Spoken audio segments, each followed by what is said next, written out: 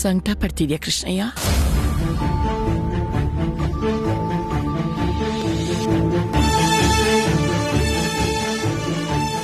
ಹೇಗಿದ್ಯಾ ಕೃಷ್ಣಯ್ಯ? ಚೆನ್ನಾಗಿದೀಯಾ ಅಂತ ಬಾಯಿ ಮಾತು ಕೂಡ ಕೇಳಲಿಲ್ಲ. ಹೊಣೆಗಾರಿಕೆಯ ಭಾರ ಹೊತ್ತಿರೋ ನನ್ನಂತ ಗಂಡಸಿಗೆ ಅನುಬಂಧ ಕೂಡ ಮತ್ತೊಂದು ಹೊಣೆಗಾರಿಕೆಯಾಗಿಯೇ ಕಾಣಿಸುತ್ತೆ. ಯಾಕಂದ್ರೆ ಯಾರಿಗೆ ಏನ್ ಮಾಡ್ಬೇಕು, ಯಾರಿಗೆ ಏನ್ ಕೊಡ್ಬೇಕು ಅಂತಾನೆ ನಾನು ಯೋಚಿಸ್ತಾ ಇರ್ತೀನಿ. ಗಂಡಾದವನಿಗೆ ಮಗನಾಗಿ, ಅಣ್ಣ ತಮ್ಮನಾಗಿ, ತಂದೆಯಾಗಿ, ತಾತ ಆಗಿ ತುಂಬಾನೇ ಕರ್ತವ್ಯ ಇರುತ್ತೆ ಅಮ್ಮ.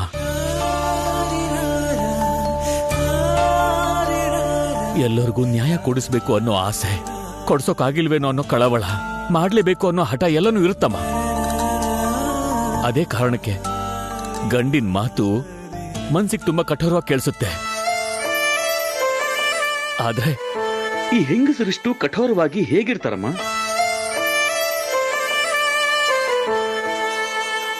ಗಂಡಸರಿಗೆ ಕರ್ತವ್ಯ ಪಾಲಿಸೋ ಕರ್ತವ್ಯದ ಭಾರ ಮಾತ್ರ ಇರುತ್ತೆ. ಹೊರೋದು ನಾವು ಮಾತ್ರ ಅಂತ ಮೀಸೆ ತೀರ್ಸಿ ಹೇಳೋ ಗರ್ವ ಇರುತ್ತೆ. ಆದ್ರೆ ಗಂಡಸರ ಗರ್ವನ, ಭಾರನ ಗೌರವಿಸೋದು, ಸ್ವೀಕರಿಸೋದು, ತಪ್ಸೋದು, ತಿದ್ದೋದು, ತಡ್ಕೊಳ್ಳೋದು, ಸಂಕಟ ಪಡೋದು ಹೆಂಗಸ್ರೆ ಅನ್ನೋದನ್ನ ಮರ್ತೋಗ್ತಿದ್ದೀರ.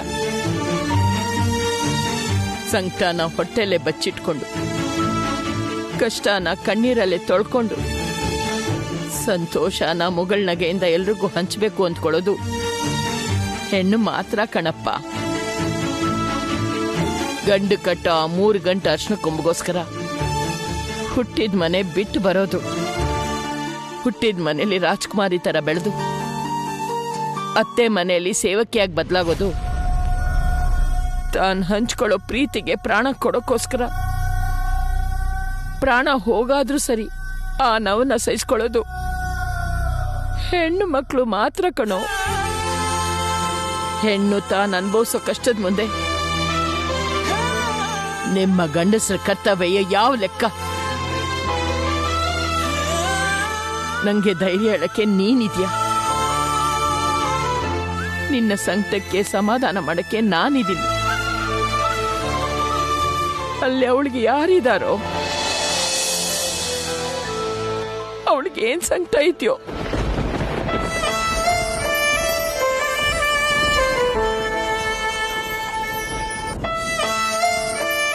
ಅಮ್ಮ,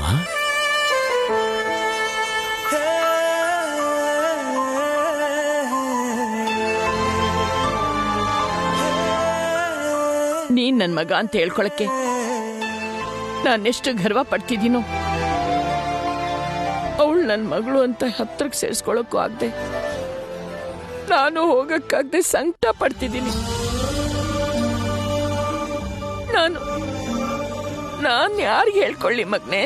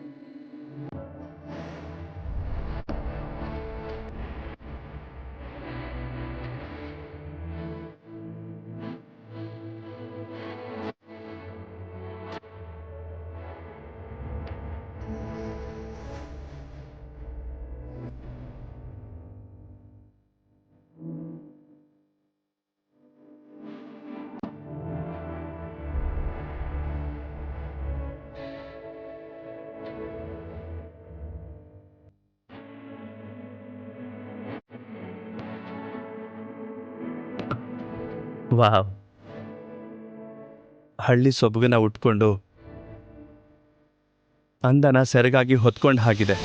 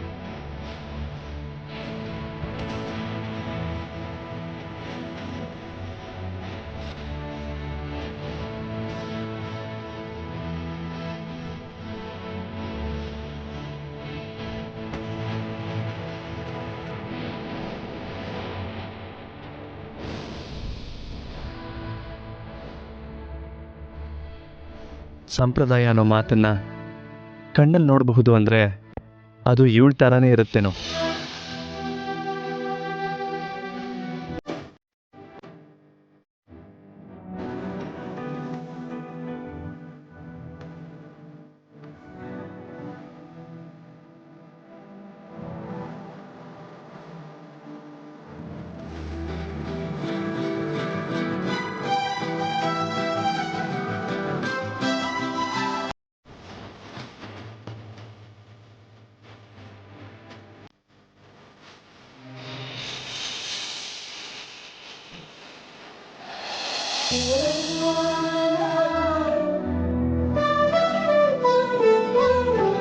ಹುತ್ತಕ್ ಹಾಲೇರಿ ಅಂದೆ, ಎರ್ದೆ.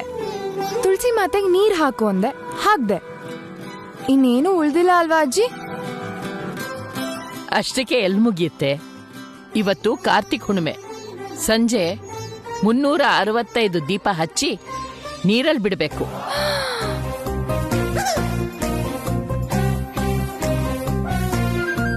ಅಜ್ಜಿ, 365 ದೀಪಾನ? ಅಷ್ಟು ದೀಪ ಹಚ್ಚೋದ್ರಲ್ಲಿ ಬೆಳಕಾಗೋಗುತ್ತೆ. ಅದೆಲ್ಲ ನನ್ನಿಂದ ಆಗಲ್ಲ ಅಜ್ಜಿ, ನನ್ನ ಬಿಟ್ಬಿಡು. ನಿನ್ ಕೈ ಮುಗಿತೀನಿ ಪ್ಲೀಸ್. 365 ದೀಪ ಅಲ್ವೇ? ಮತ್ತೆ 365 ಬತ್ತಿ ಇರೋ ಒಂದೇ ದೀಪ. ಬಾ, ಬದುಕ್ಸ್ಬಿಟ್ಟೆ. ಅಜ್ಜಿ, ಎಲ್ಲಾ ಬತ್ತಿಗಳಿಗೂ ಒಂದೇ ಸಲ ಒಂದೇ ದೀಪದಲ್ಲಿ ಯಾಕೆ ಅಜ್ಜಿ? ಹಾ, ನಾಳೆ ಒಂದು ದಿನ ದೀಪ ಬೆಳಗಿದ್ರೆ ವರ್ಷ ಪೂರ್ತಿ ದೀಪ ಬೆಳಗ್ದಂಗಾಗತ್ತೆ. ಅದಕ್ಕೆ 365 ಬತ್ತಿ ಇರೋ ದೀಪ ಬೆಳಗ್ಸೋದು. ಈಗಷ್ಟೆಲ್ಲ ದೀಪ ಯಾರು ಹಚ್ತಾರೆ? ಉಪವಾಸ ಇರೋರು ಮಾತ್ರ ಹಚ್ತಾರೆ. ಕಾರ್ತಿಕ ಹುಣ್ಣಿಮೆ ದಿನ ಕೈಲಾಸದಿಂದ ಆ ಶಿವ ಭೂಲೋಕಕ್ಕೆ ಬಂದು ದೇವಸ್ಥಾನದಲ್ಲಿ ನಾಟ್ಯ ಆಡ್ತಾನೆ. ದೇವಸ್ಥಾನದಲ್ಲಿ ಡಮರುಗ ಶಬ್ದ ಕೇಳುತ್ತೆ ಅಂತ, ಆ ದಿನ ಬೆಳದಿಂಗಳು ವಿರಾಜಿಸುತ್ತೆ ಅಂತ ಎಲ್ರೂ ಹೇಳ್ತಿದ್ರು.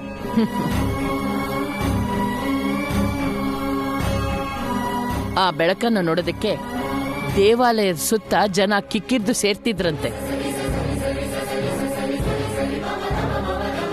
ಸರಿ ಸರಿ, ಪೂಜೆ ಆಯ್ತಲ್ವಾ? ಟಿಫಿನ್ ಮಾಡೋಣಂತೆ ಬನ್ನಿ.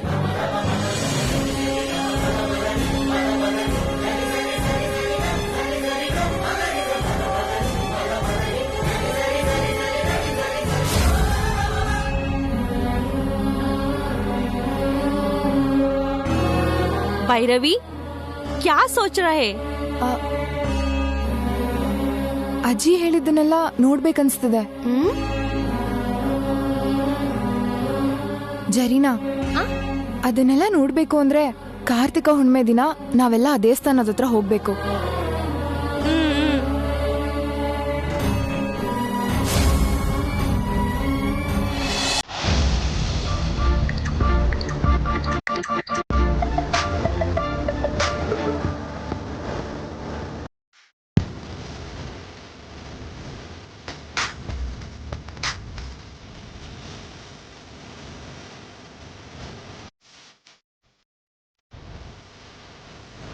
ಏನು ಎಲ್ಲರೂ ಸೈಲೆಂಟ್ ಆಗಿದ್ದೀರಾ? ಅಡ್ರೆಸ್ಗೋಸ್ಕರ ಕಾರ್ತಿಕ ಪೌರ್ಣಮಿ ದಿನ ಯಾಕೆ ಹೋದ್ರಿ madam? Any reason particularly about the day? Yes, ಮನುಷ್ಯ ತನ್ನ ತಿಳುವಳಿಕೆಯಿಂದ, ತನ್ಗಿರೋ ಸಾಂಕೇತಿಕ ಪರಿಜ್ಞಾನದಿಂದ ಎಷ್ಟೋ ವಿಷಯ ತಿಳ್ಕೊಂಡಿದ್ದಾನೆ, ಏನೇನೋ ತಯಾರಿಸಿದಾನೆ. ನಡೆಯೋದಕ್ಕೆ ಚಪ್ಲಿ, ಅಡಿಗೆ ಮಾಡೋದಕ್ಕೆ ಪಾತ್ರೆ, ಹಾಕೊಳ್ಳೋಕೆ ಬಟ್ಟೆಯಿಂದ ಹಿಡಿದು ಎಲ್ಲ ತಯಾರು ಮಾಡಿದ್ದಾನೆ. ಸಣ್ಣ ಸಣ್ಣ ಪಿನ್ನಿಂದ ಗನ್ವರೆಗೂ, ಬರೆಯೋ ಪೇಪರಿಂದ ಹಿಡಿದು ಹಾರೋ ಫ್ಲೈಟ್ವರೆಗೂ, ಜಡೆಗೆ ಹಾಕೊಳ್ಳೋ ಕ್ಲಿಪ್ನಿಂದ ಸಮುದ್ರದಲ್ಲಿ ಪ್ರಯಾಣ ಮಾಡೋ ಶಿಪ್ವರೆಗೂ, ಹಪ್ಪಳ ಮಾಡೋ ಮಷೀನಿಂದ ಹಿಡಿದು ಅಂತರಿಕ್ಷಕ್ಕೆ ಕಳಿಸೋ ಸ್ಯಾಟಲೈಟ್ವರೆಗೂ ಮನುಷ್ಯ ಎಷ್ಟೋ ಸೃಷ್ಟಿ ಮಾಡಿದ್ದಾನೆ, ರೈಟ್? Yes madam. ಇಷ್ಟು ಶೋಧಿಸಿ ಸಾಧಿಸಿರೋ ಮನುಷ್ಯ ನೇಚರ್ ಇಲ್ಲದೆ ಬದುಕ್ತಾನ? That is the power of nature. ಮನುಷ್ಯ ಹುಟ್ಟಾಗಿಂದ ಪ್ರಕೃತಿಯಲ್ಲಿ ಬದುಕ್ತಿದ್ದಾನೆ, ಪ್ರಕೃತಿಯನ್ನ ಪರಿಶೀಲಿಸ್ತಿದ್ದಾನೆ, ಪ್ರಕೃತಿನ ಶೋಧಿಸ್ತಾನೇ ಇದ್ದಾನೆ. ಎಷ್ಟೇ ಶೋಧಿಸಿದ್ರೂ ಮನುಷ್ಯಂಗೆ ಗೊತ್ತಿಲ್ಲದೆ ಇರೋ ಶಕ್ತಿ ಸಾಮರ್ಥ್ಯಗಳು, ಕಂಡು ಹಿಡಿಯಕ್ಕಾಗದೇ ಇರೋ ರಹಸ್ಯಗಳು ಪ್ರಕೃತಿಯಲ್ಲಿ ಎಷ್ಟೋ ಇವೆ. Nature has so many unusual, unexpected, unbelievable, unlimited powers and secrets. Biological ಆಗಿ ಪ್ರಕೃತಿ ಬಗ್ಗೆ ಮನುಷ್ಯ ತಿಳ್ಕೊಂಡಿರೋ ಎಷ್ಟೋ ವಿಷಯಗಳಲ್ಲಿ ಆಕ್ಟಿವಿಟಿ ಆಫ್ ಪ್ಲಾಂಟ್ಸ್ ಅನ್ನೋದು ತುಂಬಾ ಮುಖ್ಯವಾದದ್ದು. ಸಸ್ಯ ಜಾತಿಯಲ್ಲಿ ಆಲ್ಮೋಸ್ಟ್ ತುಂಬಾ ಸಸ್ಯಗಳು ಮೂನ್ಲೈಟಲ್ಲಿ ಪ್ರತ್ಯೇಕವಾಗಿ ಆಕರ್ಷಣಾ ಶಕ್ತಿಯನ್ನ ಪಡ್ಕೊಳ್ತವೆ. ಶರತ್ ಋತುವಿನಲ್ಲಿ ಹುಣ್ಣಿಮೆ ಬೆಳಕು ಸ್ಪ್ರೆಡ್ ಆಗೋ ಟೈಮಲ್ಲಿ ಸಸ್ಯಗಳು ಸುಧಾರಸವನ್ನ ರಿಲೀಸ್ ಮಾಡ್ತವೆ. ಇದನ್ನೇ ಆಂಬ್ರೋಸಿಯಾ ಅಂತಾರೆ. ಆ ಹುಣ್ಣಿಮೆ ಬೆಳಕು ಸ್ಪ್ರೆಡ್ ಆಗುವಾಗ ಸಸ್ಯಗಳಲ್ಲಿ ವಿಶೇಷವಾದ ಔಷಧಿ ಗುಣ ಸೇರ್ಕೊಳ್ಳುತ್ತೆ. ಅಂಥ ಔಷಧಿ ಗುಣ ಇರೋ ಸಸ್ಯಗಳು ನಾಗವರದಲ್ಲಿ ತುಂಬಾ ಇವೆ. ಹೌದಾ ಮೇಡಮ್? ಎಸ್. ಆ ನಾಗವರಕ್ಕೆ ಇನ್ನೊಂದು ಪ್ರತ್ಯೇಕತೆ ಇದೆ. ಏನ್ ಮೇಡಮ್ ಅದು? ಕಾರ್ತಿಕ ಹುಣ್ಣಿಮೆ ದಿನ ಬೇರೆ ಎಲ್ಲಾ ಕಡೆ ಸ್ಪ್ರೆಡ್ ಆಗೋ ಬೆಳದಿಂಗಳಿಗಿಂತ ಆ ನಾಗವರದಲ್ಲಿ ಇರೋ ಗುಡಿ ಸುತ್ತ ಹರಡೋ ಬೆಳದಿಂಗಳ ಬೆಳಕು 100 ಪಟ್ಟು ಶಕ್ತಿಯುತವಾದದ್ದು. It's an unbelievable, wonderful miracle of Nagavara. So guys, I want to go there and catch that. Okay madam.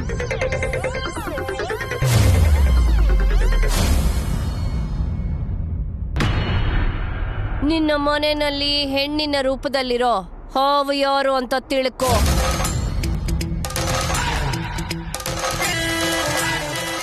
ಈ ಮನೆಯಲ್ಲಿ ಮನುಷ್ಯನ ರೂಪದಲ್ಲಿರೋ ಹಾವು ಯಾರಪ್ಪ? ಹೇಗ್ ನಾನು ಕಂಡು ಹಿಡಿಯೋದು? ಅಯ್ಯೋ, ಏನ್ರಿ, ಇಲ್ಲಿ ನೋಡಿ, ನಮ್ ಹೊಲದಲ್ಲಿ ಜೇನುತುಪ್ಪ ಸಿಕ್ಕಿದೆ, ಬೇಕಾ? ಬೇಡವಾ? ಓಕೆ.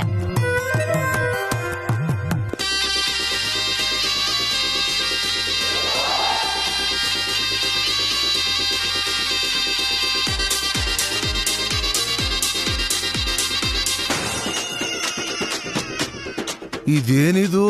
ಹಾವಿನ ತರ ನಾಲ್ಗೆ ಆ ಕಡೆ ಈ ಕಡೆ ತಿರುಗಿಸ್ತಾ ಇದ್ದಾಳೆ. ಇವಳು ನನ್ನ ಹೆಂಡ್ತಿನ ಹಾವ?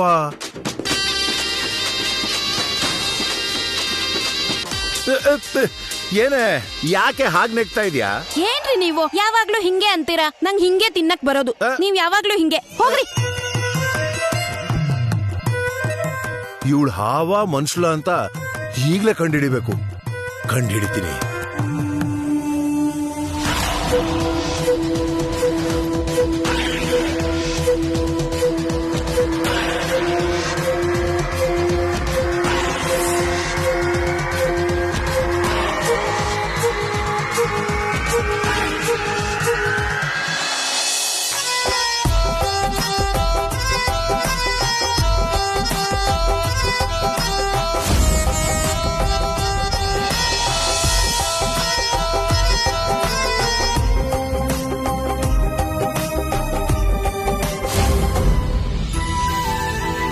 ಕುತ್ತಿಗೆ ನೋತಾ ಇದೆಯಲ್ಲ?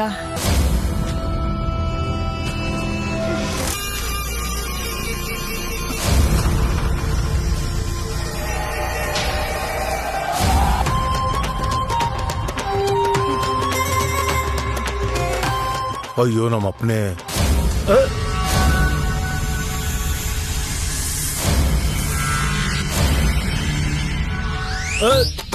ಅಮ್ಮ, ಒಂದ್ ವೇಳೆ ಅತ್ತೇನೆ ಹಾವ?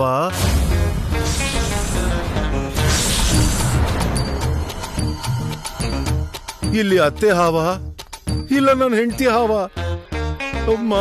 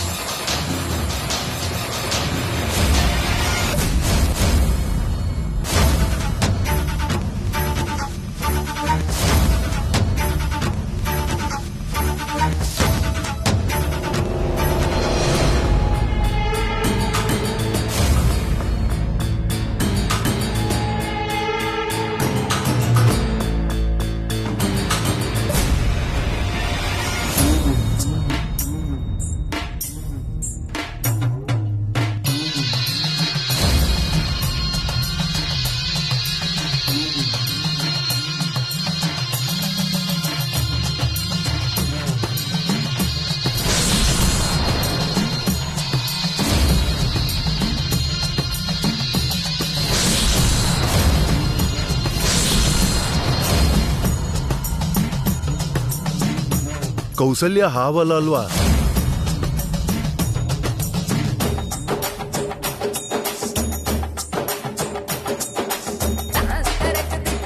ಏನು ಅರ್ಥ ಆಗ್ತಾ ಇಲ್ಲ. ಮನೆಯಲ್ಲಿ ಮನುಷ್ಯನ ರೂಪದಲ್ಲಿ ಹಾವಿದೆ ಅಂತ ಮಾಂತ್ರಿಗಳು ಹೇಳಿದ್ಲು. ಮನೇಲಿ ಯಾರನ್ನ ನೋಡಿದ್ರು ಹಾವುಗಳ ತರನೇ ಕಾಣ್ತಾ ಇದ್ದಾರೆ. ಯಾರು ಹಾವೋ ಯಾರು? ಇದೇನಪ್ಪ ದೇವ್ರೇ?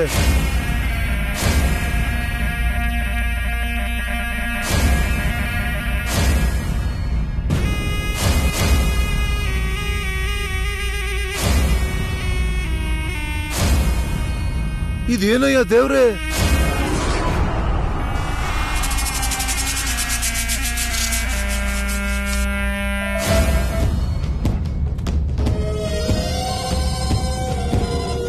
ಅಬ್ಬಾ, ಹುತ್ತದಲ್ಲೂ ಕೂಡ ಮೊಟ್ಟೆ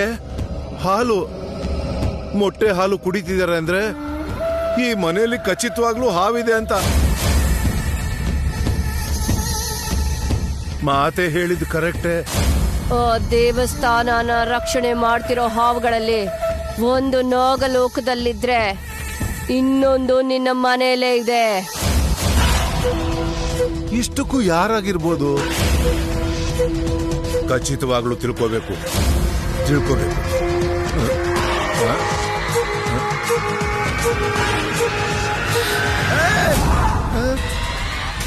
ಅಮ್ಮ, ಹಾಲೇನು ವಿಷದ ತರ ಇಷ್ಟೊಂದು ಘಾಟಾಗಿ ವಾಸನೆ ಬರ್ತಿದೆ? ಖಂಡಿತವಾಗ್ಲೂ ಈ ಹಾಲನ್ನು ಕುಡಿದಿದ್ದ ಹಾವೇ. ಈ ಎಂಜಿಲ್ ಪಾತ್ರೆನ ನೀವ್ಯಾಕೆ ಇಟ್ಕೊಂಡಿದ್ದೀರಾ ಯಜಮಾನ್ರೆ? ಈ ಮಲ್ಲಿ ಏನಾದ್ರೂ ಕುಡಿದ್ಲಾ?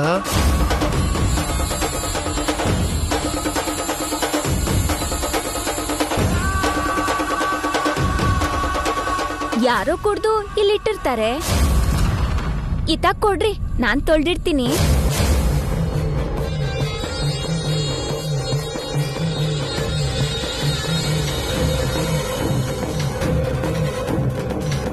ನನ್ ಮೇಲೆ ಯಾರಿಗೂ ಅನುಮಾನ ಬರಬಾರ್ದು.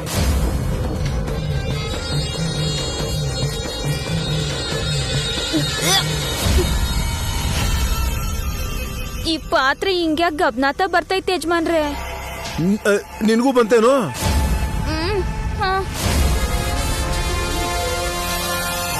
ಅಂದ್ರೆ ಈ ಹಾಲು ಕುಡ್ದಿದ್ ಮಲ್ಲಿ ಅಲ್ಲ ಅಂತ ಆಯ್ತು. ಕುಡ್ದವ್ರು ಯಾರು, ಅದ್ಯಾರು ಮೊದಲು ಕಂಡುಹಿಡಿಬೇಕು.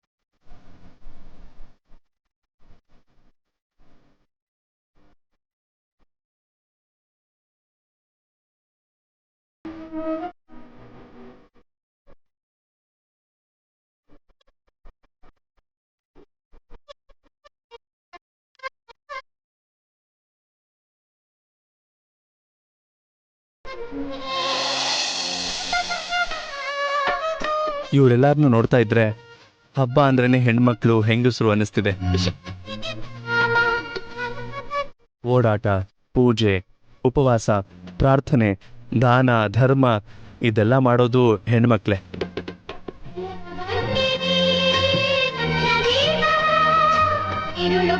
ಹರಕೆ ಕಟ್ಟೋದು, ತೋರಣ ಕಟ್ಟೋದು, ಹೂಮಾಲೆ ಕಟ್ಟೋದು, ಕುಂಕುಮ ಇಡೋದು, ಭಕ್ತಿಯಿಂದ ಭಜನೆ ಹಾಡು ಹಾಡೋದು,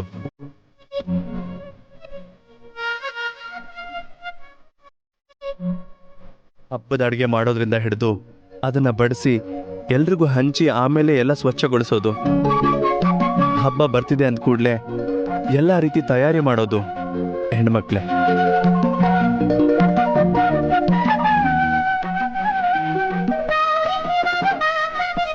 ಹಬ್ಬದ ಗದ್ದಲವನ್ನ ಅಂದವಾದ ಅನುಭೂತಿಯಾಗಿ ಬದಲಾಯಿಸಿ ಎಲ್ರಿಗೂ ಹಂಚೋದು ಅವರೇ. ಅಂತ ಹಬ್ಬದ ದಿನ ಮನಸ್ಸಿಗೆ ಇಷ್ಟವಾದ ಹುಡುಗಿ ಕಣ್ಮುಂದೆ ಇದ್ರೆ ಆನಂದನ ವರ್ಣಿಸೋಕೆ ಆಗಲ್ಲ.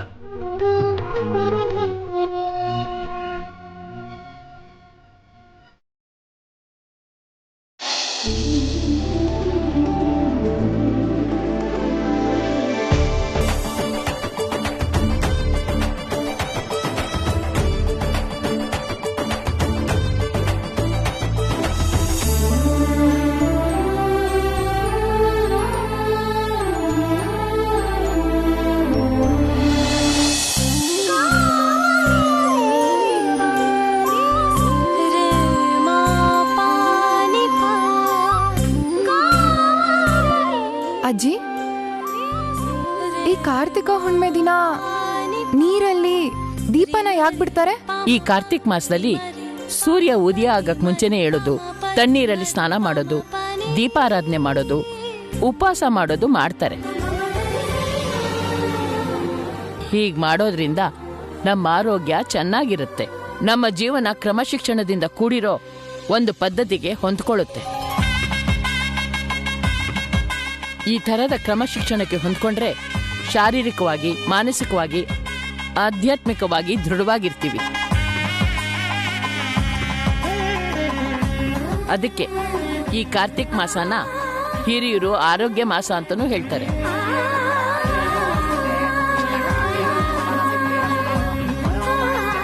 ಓ, ಈ ಪೂಜೆ ಮಾಡೋದು ಪುಣ್ಯ ಪಡೆಯೋಕಲ್ದೆ ಒಂದ್ ಪದ್ಧತಿಗಾಗಿ ಹೊಂದ್ಕೊಳ್ಳೋಕೆ ಅಂತ ಆಯ್ತು. ಹೌದಮ್ಮ, ಹೌದಾ ಅಜ್ಜಿ, ನೀವು ಹೇಳಿದ್ದು ಬಹುತ್ ಅಚ್ಚಾ ಹೇ. ಆದ್ರೆ ನಂದು ಒಂದು ಸಣ್ಣ ಡೌಟು. ಏನು? ದಿನ ನೀವು ಮನೇಲಿ ದೀಪ ಹಚ್ತೀರಿ ಅಲ್ವಾ, ಇವತ್ತು ಇಲ್ಲಿ ದೀಪ ಹಚ್ಚೋದು ಯಾಕೆ? ಅದಕ್ಕೂ ಕೂಡ ಒಂದು ಕಾರಣ ಇದೆ. ಶಾಸ್ತ್ರದ ಪ್ರಕಾರ ಈ ಕಾರ್ತಿಕ ಹುಣ್ಣಿಮೆ ದಿನ ಸೂರ್ಯ ಚಂದ್ರ ಇಬ್ರು ಒಂದೇ ಸಲಕ್ಕೆ ಆಕಾಶಕ್ಕೆ ಬರ್ತಾರಂತೆ. ಆ ಸೂರ್ಯಚಂದ್ರ ಇಬ್ರು ತಮ್ಮ ಬೆಳಕಿನ ಪ್ರಕಾಶದಿಂದ ಪ್ರಕೃತಿಯನ್ನ ಇನ್ನೂ ಕಾಂತಿಯುತವಾಗಿ ಶಕ್ತಿವಂತರನ್ನಾಗಿ ಮಾಡುತ್ತಂತೆ. ಆ ದೃಶ್ಯನ ನೋಡ್ತಾ ಪರವಶನಾಗೋದಕ್ಕೆ ದೇವತೆಗಳೆಲ್ಲ ಹುಣ್ಣಿಮೆ ದಿನ ವಿಹಾರ ಮಾಡೋದಕ್ಕೆ ಬರ್ತಾರೆ. ಪ್ರಕೃತಿಯನ್ನು ಇನ್ನೂ ತೇಜೋಮಯವಾಗಿ ಮಾಡ್ತಿರೋ ಈ ದೀಪಕಾಂತಿಯನ್ನು ನೋಡಿ ಅವರು ಆನಂದ ಪಟ್ಟು ಸಕಲ ಶುಭ ನಡೀಲಿ ಅಂತ ಆಶೀರ್ವಾದ ಮಾಡ್ತಾರೆ. ಅದಕ್ಕೆ ಇವತ್ತು ದೀಪನ ಬೆಳಗಿಸೋ ಎಲ್ರಿಗೂ ಬೇಡ್ಕೊಂಡಿರೋ ಕೋರಿಕೆಗಳೆಲ್ಲ ನೆರವೇರಿ ಸಕಲ ಶುಭ ಜರುಗುತ್ತೆ.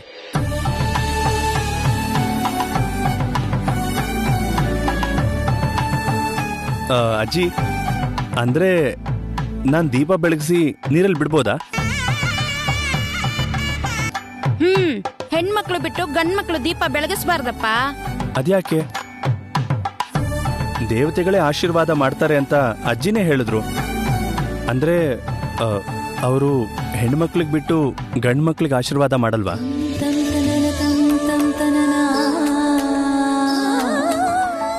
ನೀವು ಮಾಡು ಅಂದ್ರು ಮಾಡಬೇಡ ಅಂದ್ರು ನಾನು ಮಾತ್ರ ದೀಪ ಬೆಳಗಿಸ್ತೀನಿ.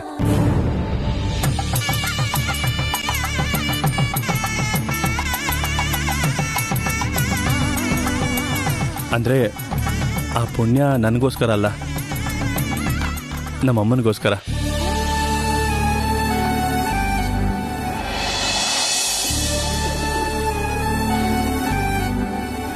ಆಗ್ಲಿ, ದೀಪ ಹಚ್ಚಪ್ಪ. ಥ್ಯಾಂಕ್ಸ್. ಒಳ್ಳೆ ಕೆಲಸನ ಹೆಣ್ಮಕ್ಳು ಮಾತ್ರ ಅಲ್ಲ, ಯಾರು ಬೇಕಾದ್ರೂ ಮಾಡ್ಬೋದು.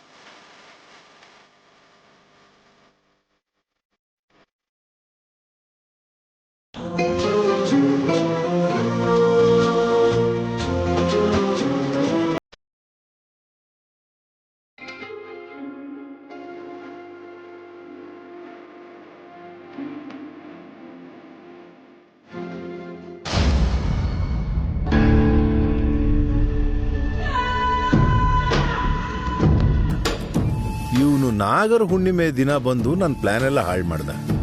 ಈಗ ಕಾರ್ತಿಕ ಹುಣ್ಣಿಮೆಗೂ ಇಲ್ಲಿ ಬಂದಿದ್ದಾನೆ. ಇವನು ಅಲ್ಲಿಗೆ ಬರ್ದೇ ಇರೋಗೆ ಹೇಗಪ್ಪ ತಡೆಯೋದು? ಹೇಗಪ್ಪ?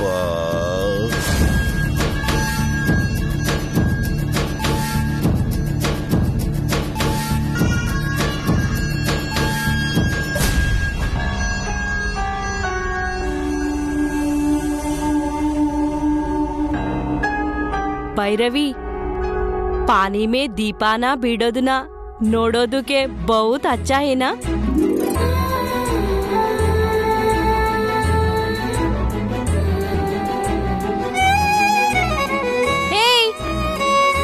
क्या सोच रहे?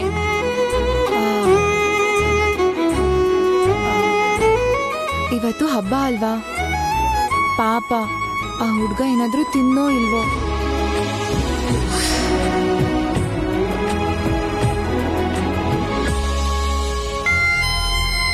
ಅವನು ತಿನ್ನೋದ್ರಲ್ಲೋ ಕುಡಿಯೋದ್ರಲ್ಲೋ ಏನೋ ಒಂದು ಮಿಕ್ಸ್ ಮಾಡಬೇಕು.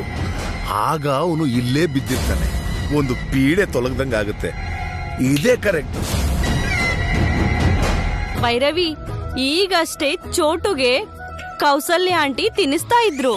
ಏಯ್, ನಾನ್ ಹೇಳ್ತಾ ಇರೋದು ಚೋಟುಗಲ್ವೇ, ಮತ್ತೆ ಆ ಅರ್ಜುನ್ ಬಗ್ಗೆ. ಛೀ, ಹೋಗು ಅನ್ನೋದ್ರಿಂದ ಅಯ್ಯೋ ಪಾಪ ಅನ್ನೋವರೆಗೂ ಬಂತ ನಿನ್ ಗಾಡಿ. ನನ್ನ 2-3 ಸಲ ಸೇವ್ ಮಾಡಿದಾನೆ. ನನ್ಗೆ ಸಪೋರ್ಟಿವ್ ಆಗಿ ಕೂಡ ಮಾತಾಡ್ತಾ ಇದ್ದಾನೆ. ಒಳ್ಳೆಯವನು ಅನ್ಸುತ್ತೆ ಪಾಪ. ಅಬ್ಬಾ, ಮುಜೆ ಸಮಜ್ ಹೋ ಗಯಾ. ಏನ್ ಅರ್ಥ ಆಯ್ತು? ನೀನು ಇವಾಗ ಬಾಕ್ಸ್ ಲೇಕೆ ಜಾತಾ, ಅಲ್ಲಿ ಇಬ್ರು ಡ್ಯಾಶ್ ಹೊಡಿತೀರಾ. ನಿಂದು ಬಟ್ಟು ಅವನಿಗೆ ಅಂಟ್ಕೊಳ್ಳುತ್ತೆ.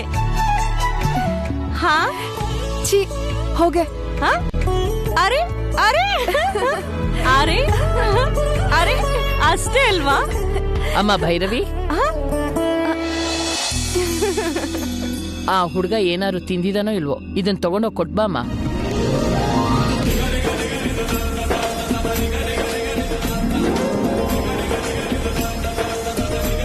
ಹೋಗ್ ಕೊಟ್ಬಾ ಅಂದ್ರೆ ಯೋಚನೆ ಮಾಡ್ತಿದ್ಯಲ್ಲ, ತಗೊಂಡೋಗು.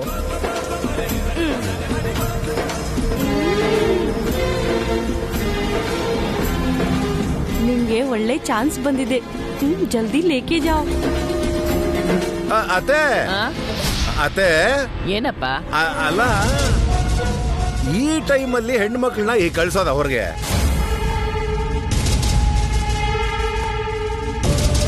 ಅಮ್ಮ ಭೈರವಿ, ಇಲ್ಲಿ ಕೊಡಮ್ಮ, ನಾನೇ ಕೊಟ್ಬಿಟ್ಟು ಬರ್ತೀನಿ. ಗೊತ್ತಿರೋ ಹುಡ್ಗ ತಾನೆ, ಅವಳಿಗೆ ಹೋಗಕ್ ಬಿಡು. ಕೊಟ್ ಬಂದ್ರೆ ಏನಾಗತ್ತೆ? ಹೋಗ್ತಿರೋದು ಬೇರೆ ಬೀದಿಗೋ ಊರ್ಗೋ ಅಲ್ಲ ಅಲ್ವಾ, ನಮ್ ಮನೆ ಮುಂದೆ ಇರೋ ಟೆಂಟ್ ಹತ್ರನೇ ಅಲ್ವಾ. ಭೈರವಿ, ನೀನ್ ಹೋಗ್ ಕೊಟ್ಬಾಮ್ಮ. ಅತ್ತೆ, ಈ ದಿನ 7 ಗಂಟೆ ಆದ್ಮೇಲೆ ಹೊಸಲ್ ದಾಟಬಾರ್ದು ಅಂತ ಊರೆಲ್ಲ ಸಾರಿದ್ದಾರೆ. ಇಂಥ ಟೈಮಲ್ಲಿ ಭೈರವಿನ ಹೊರಗೆ ಕಳ್ಸೋದು ನಿಮ್ಗೆ ಸರಿ ಅನ್ಸುತ್ತಾ? ಇಲ್ಲಿ ಕೊಡಮ್ಮ ಭೈರವಿ, ನಾನೇ ಕೊಟ್ಬಿಡ್ತೀನಿ. ಯಾವಾಗ ಎಲ್ಲಿಂದ ಪ್ರಮಾದ ಬರುತ್ತೆ ಅಂತ ನಾವು ಸಾಯ್ತಾ ಇದೀವಿ, ನೀವ್ ಈ ಟೈಮಲ್ಲಿ ಅವಳನ್ನ ಅಲ್ಲಿ ಕಳಿಸ್ತಾ ಇದೀರಾ. ಯಾಕೋ ನಿಮ್ದು ಮೊದಲೇ ಕಾಲ ಕೆಟ್ಟೋಗಿದೆ ಅಂತ ನಾವು ಹೇಳ್ತಾ ಇದೀವಿ. ಈ ಟೈಮಲ್ಲಿ ಭೈರವಿನ ಹೊರಗೆ ಕಳಿಸ್ತಾರಂತೆ. ಮಾಡೋ ಕೆಲಸ ಇಲ್ಲ, ಏನೋ ಒಂದು ಮಾಡ್ತಾ ಇರ್ಬೇಕು ಅಂತ. ಮಾವ ಹೇಳಿದ್ದು ನಿಜ ತಾನೆ. ಹೊತ್ತಾಗಕ್ ಮುಂಚೆ ಬಂದ್ ಮಲ್ಕೊಳ್ಳಿ, ಬನ್ನಿ.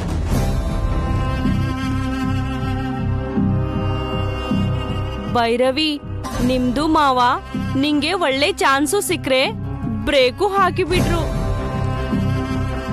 ಇನ್ನ ಏನ್ ನೋಡ್ತೀಯಾ, ಚಲೋ. ಆ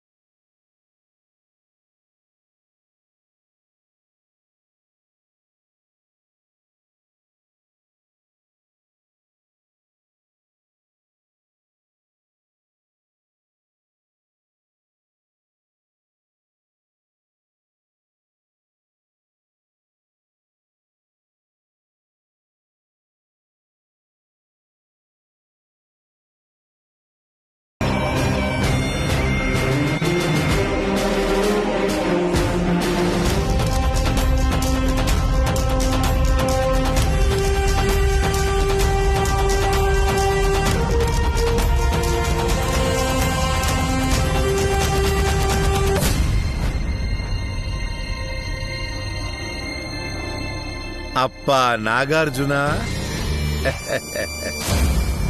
ಸರ್ ನೀವಾ? ಬನ್ನಿ ಸರ್, ಕುತ್ಕೊಳ್ಳಿ.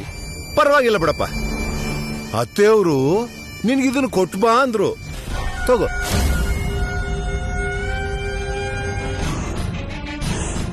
ಏನ್ ಸರ್ ಇದು? ಒಳಗಡೆ ಏನಿದೆಯೋ ನಾನು ನೋಡಿಲ್ಲಪ್ಪ. ಅತ್ತೆಯವ್ರು ಕೊಟ್ಟಿದ್ದಾರೆ ಅಂದ್ರೆ ಅದ್ರಲ್ಲಿ ಏನಿರುತ್ತೆ ಹೇಳು? ಯಾವ ಪ್ರಸಾದನೋ ಸ್ವೀಟೋ ಇರುತ್ತೆ. ಓ, ತಿನ್ನಪ್ಪ. Thank you sir, thank you. ಬರ್ತೀನಪ್ಪ.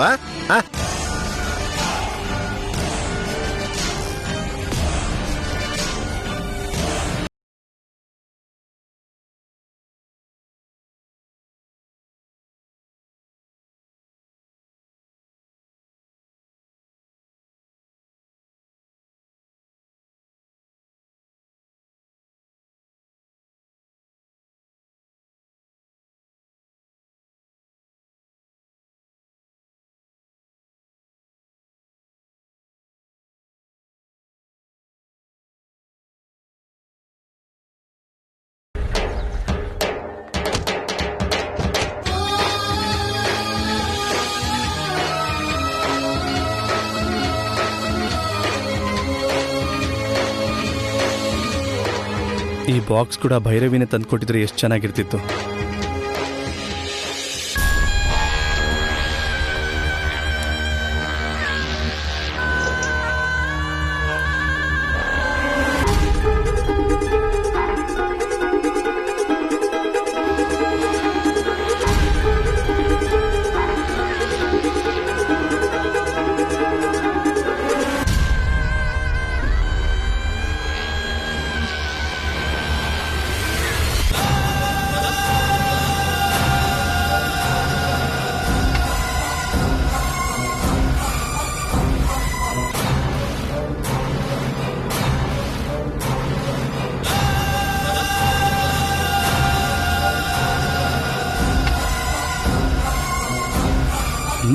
Wow, super.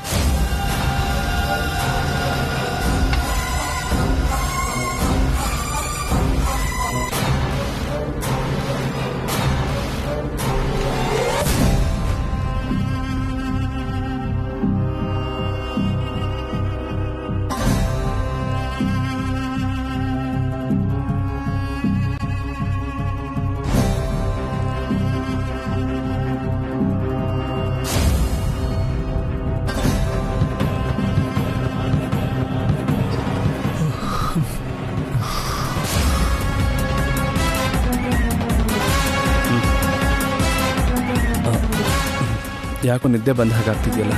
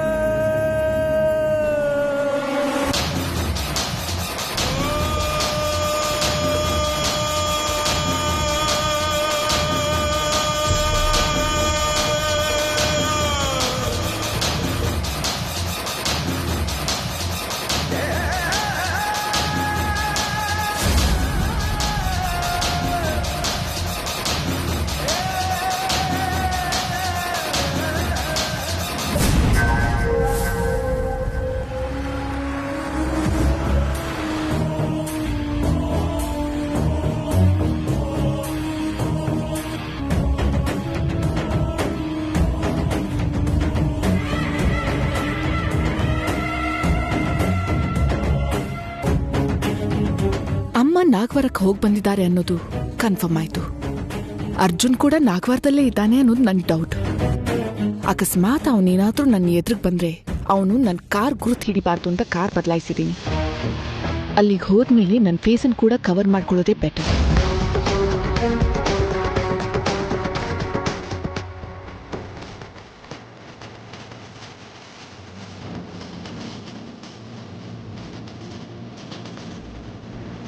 ನಾನು ಸಣ್ಣವಳಿರ್ಬೇಕಾದ್ರೆ ಕಾರ್ತಿಕ ಹುಣ್ಣಿಮೆ ದಿನ ಕೈಲಾಸದಿಂದ ಆ ಶಿವ ಭೂಲೋಕಕ್ಕೆ ಬಂದು ದೇವಸ್ಥಾನದಲ್ಲಿ ನಾಟ್ಯ ಆಡ್ತಾನೆ. ದೇವಸ್ಥಾನದಲ್ಲಿ ಡಮರುಗ ಶಬ್ದ ಕೇಳುತ್ತೆ ಅಂತ, ಆ ದಿನ ಬೆಳದಿಂಗಳು ವಿರಾಜಿಸುತ್ತೆ ಅಂತ ಎಲ್ಲರೂ ಹೇಳ್ತಿದ್ರು.